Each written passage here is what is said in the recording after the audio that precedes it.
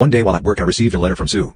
I wanted to just throw it away but decided to read it. In it, she talked about her individual counseling and how it helped her discover some underlying issues she was having with herself. The biggest of all being her low self-esteem. She explained that the discrepancy in our attractiveness made her very self-aware, and that deep down she wanted to feel desired by someone other than me. According to her, her sister has always been much prettier than her and this contributed to her low self-esteem. She said that even though she knew I was attracted to her and that I made her feel beautiful, she sought that validation from someone else. She apologized again and said it wasn't an excuse, but that she was simply looking for a way to make sure it never happens again if should I decide to give her another chance. She then proceeded to ask if we could try marriage counseling to work things out. I still didn't respond to anything she or her family sent me at this point, so I just ignored it. Anyway, I started the divorce proceedings and the first order of business was splitting our finances and unfortunately, I couldn't untangle myself from her without her consent. We each have separate accounts, as well as a joint savings account and unfortunately, I can't take what I'm entitled to from it without her. Even though I make significantly more than she does and have contributed the most of the money in that account, I'll probably have to split it with her 50/50. So I just proceeded with filing the divorce papers. She was served a few weeks ago. And then the shit show started. The very day she was served, she showed up at my apartment with the divorce petition in her hands. I don't know how she found out where I was. We just stared at each other for what felt like forever, and all the pain from that night came back.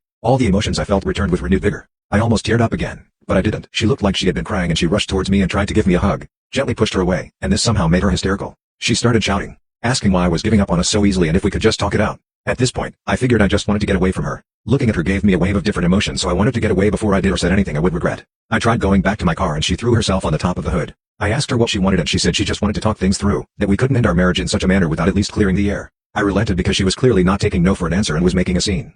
We got into my apartment and I just sat down and listened to what she had to say. Again, she said she would do anything to save our marriage, that she doesn't love Dave, that she's sorry. She said she did some research on how we can move forward and suggested a trial separation. In this separation, she said I could date whoever I wanted, but that I should hold off on the divorce and at the very least give her the chance to mend our friendship, and then our relationship as husband and wife. She suggested a lot of other crazy stuff like a one-sided open marriage in my favor, tried showing me stories of other couples who have survived infidelity, and even suggested that we should just move to a different state or even a different country, just the two of us. That part kinda hurt me because we had spoken about moving and starting our family not too long before all this SHT happened.